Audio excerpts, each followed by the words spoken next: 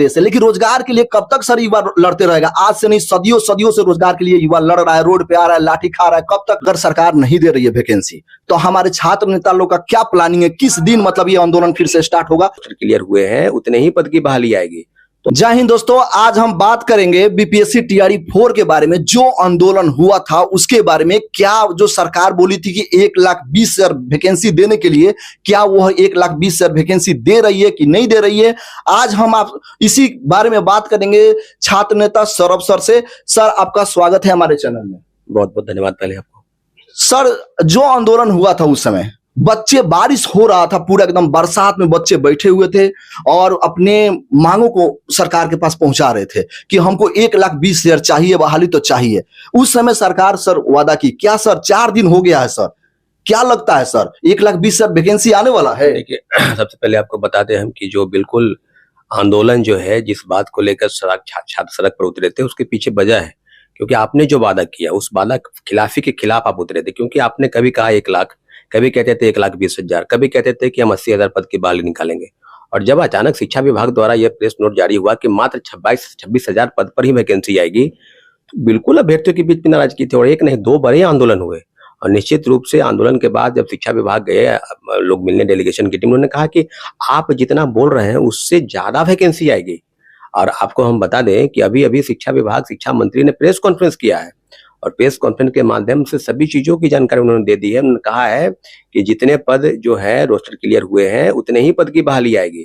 तो स्पष्ट है कि 26,000 से 30,000 पद की बहाली आएगी। तो और उन्होंने कहा है कि जो भी चीजें हैं वो टीआरई 5 में होगी।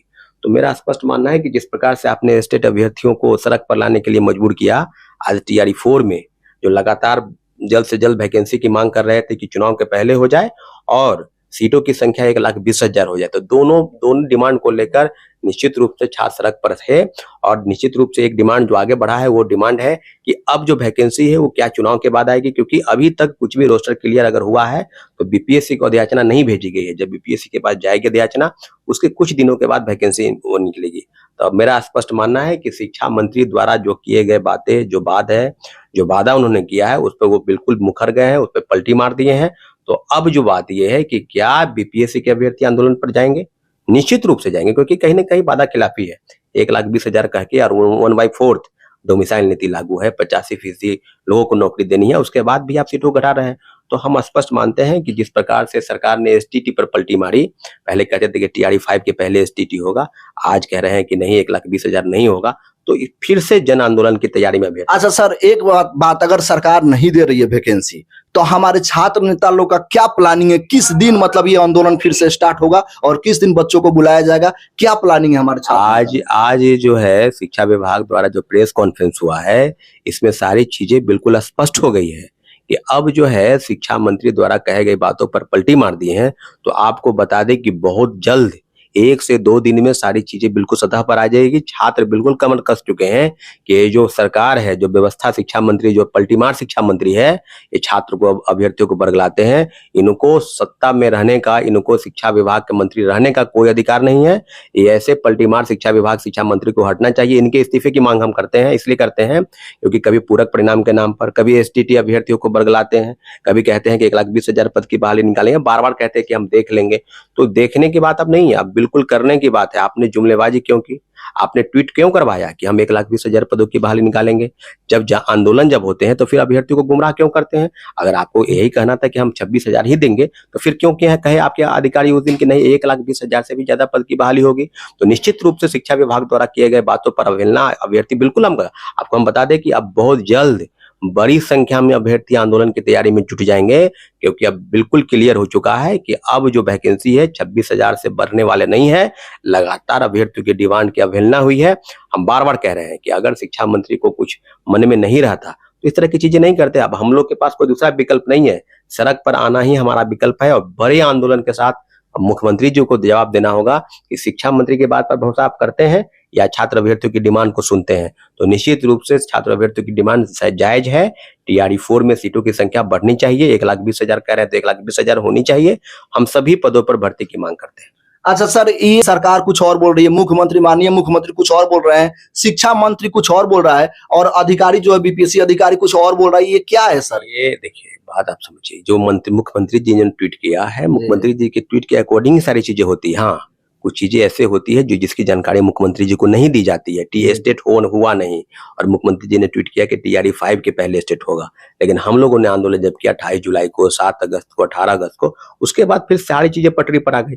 तो आज जब शिक्षा विभाग द्वारा कहा जा रहा है कि 26,000 पद, जैसा कि मुख्यमंत्री जी ने कहा कि 1 लाख से ज्यादा पद की बहाली, मुख्यमंत्री जी का ट्वीट है, कभी 80,000 के पद की बहाली, तो फिर ये सीटों को बिल्कुल 1/4 करना मुझे नहीं लगता है कि कहीं से उचित है। तो अब इस बात की जानकारी मुख्यमंत्री जी को अगर है तो है, और नहीं है तो बहुत जल्द हो जाएगी, इसलिए क्योंकि शिक्षा मंत्री बिल्कुल काम नहीं कर रहे हैं। इसके पहले एस सिद्धार्थ साहब चले गए, नप गए उसी में, न स्टेट करा रहे थे, न टीआरई 4 करा रहे थे। तो अब शिक्षा मंत्री की बारी है, पहले सिद्धार्थ साहब गए, अब शिक्षा मंत्री जाएंगे। मैं बार बार कर रहा हूँ, कई विभाग के मंत्री हैं जो इसी मामले, कई भ्रष्टाचार के आरोप लगाए हैं कई लोगों पर, जवाब नहीं दे रहे हैं। ये शिक्षा मंत्री कुछ काम नहीं कर रहे हैं, ना टीआरई 4 करा रहे थे, न स्टेट करा रहे थे। तो सब लोगों का बस अब लड़ाई सीधे सामने है। अभ्यर्थियों की बस एक डिमांड है, टीआरई 4 में सीट इंक्रीज होनी चाहिए। अगर जो वादा आपने किया है उस वादा पर आप खरा उतरिए, नहीं उतरिएगा तो नारा फिर से गूंजेगा, 25 से 30 नहीं चाहिए नीतीश कुमार की सरकार। और निश्चित रूप से अभ्यर्थी बिल्कुल इसी नारा के साथ उतरेंगे कि जो हमारे साथ है उसके साथ हम हैं, नहीं रहिएगा तो फिर वही वोट में, वही बूथ पर जाके विरोध कर किया जाएगा।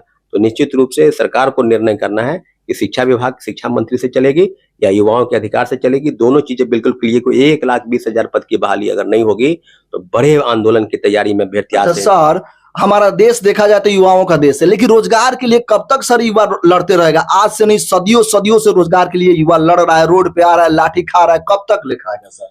देखिए, मैं बार बार कह रहा हूं कि आज से नहीं, बरसों से जितने भी इस प्रदेश में आंदोलन हुए, सभी आंदोलनों पर अभ्यर्थियों द्वारा लाठीचार्ज किया जाता है। आपने देखा होगा, कभी सिपाही भर्ती, कभी दरोगा भर्ती, कभी शिक्षक बहाली, कभी स्टेट, कभी बीटेट, कभी सीटेट, कभी बीपीएससी सिविल सर्विस, कभी रेलवे, कभी बैंकिंग, कभी उस विभाग, कभी एएनएम, कभी स्वास्थ्य विभाग। तो आप जानिए ना भाई, किन किन लोगों पर इन्होंने लाठीचार्ज नहीं किया है? सभी लोगों पर। आशा कार्यकर्ता से लेकर आंगनबाड़ी सेविका को इन्होंने पीटा है, कभी संविदा कर्मी को पीटते हैं, कभी 112 डायल वाले को पीटते हैं, कभी महिलाओं के ऊपर लाठीचार्ज।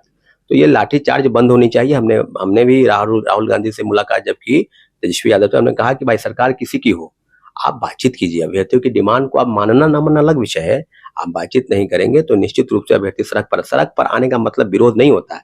सड़क पर आने का मतलब एक माध्यम होता है सरकार से, और प्रशासन का काम है सरकार और अभ्यर्थियों के बीच में बातचीत कराए, न कि बातचीत कराने के माध्यम से लाठीचार्ज करे। और हर एक प्रोटेस्ट में लाठीचार्ज हुआ है, कुछ आंदोलन को छोड़ दिया जाए तो कोई ऐसा आंदोलन नहीं है जहां लाठीचार्ज नहीं हुआ है।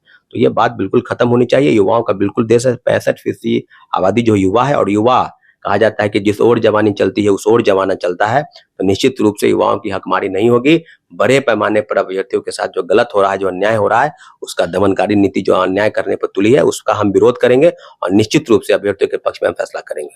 अच्छा सर, अगर देखा जाए कि हमारा देश जो है, मतलब बेरोजगारी से इतना जूझ रहा है, और सरकार जो है जुमलाबाजी कर रही है। आज दिल से सर आवाज निकल रहा है, क्योंकि एक हम भी युवा है, क्योंकि बच्चे जो है रोड पे भटक रहे हैं, बेरोजगारी से जूझ रहा है। ये कब तक ले सर सरकार जुमलाबाजी करेगी? जितना सरकार को देखिए सर, सब सरकार अपना मतलब जब सत्ता आता है तो जुमलाबाजी करते रहती है। ये कब तक ले युवा और हमारा देश कब तक ले सहेगा सरकार का जुमलाबाजी सर?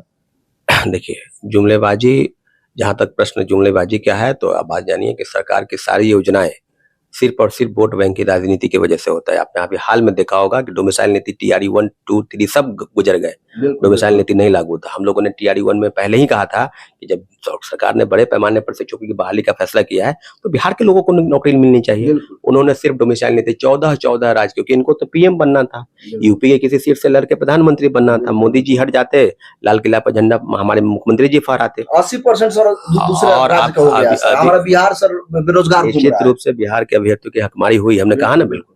और अभी आप देखिए कि 14,000 महिलाओं को टीआरई 1 में नौकरी मिला 1 to 5 में, इसमें से 10,000 से ज्यादा किसी दूसरे राज्य की महिला है।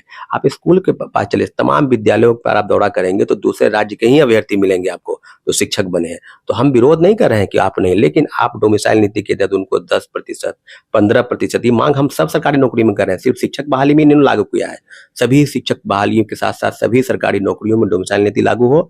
और 1 to 5 यानी प्राथमिक शिक्षा में 100% डोमिसाइल, इसकी मांग हमारी बरसों से रही है। और रोजगार को लेकर जो सवाल है, जो बेरोजगारी को लेकर जो आपका प्रश्न है, उस पर बिल्कुल हम खरे उतरे हैं। हम अभ्यर्थियों की हर एक लड़ाई को हम लड़ेंगे। निश्चित रूप से सरकार से हमारी कोई लड़ाई नहीं है, बस एक ही चीज है कि जो अभ्यर्थी चाहते हैं, जो आपकी तरफ से जो पॉलिसी है उसी पर आप खरा उतरिए। जुमलेबाजी जो करेंगे ना आप, तो फिर आपको पता है कि क्या होने वाला है, सब चीज पता है। आपकी कुर्सी फंसी है इसलिए क्योंकि लोगों को पता है कि नाराजगी किस, न युवा खुश है न किसान खुश है, सभी को आपने सड़क पर लाने का काम किया है। तो निश्चित रूप से युवाओं का बड़ा वर्ग जो चाहता है कि बदलाव हो, और बदलाव होकर रहेगा। 25 से 30 में जो सरकार है जो चल रही है, जुमलेबाजी कर रही है, इसको बदलने की जरूरत है, तो निश्चित रूप से बदलाव होगा। तो अभी आप देख रहे थे पब्लिक की पुकार, और सौरभ सर को कहना है कि अगर सरकार 1,20,000 वैकेंसी नहीं देती है तब आंदोलन ही नहीं, महा आंदोलन होगा।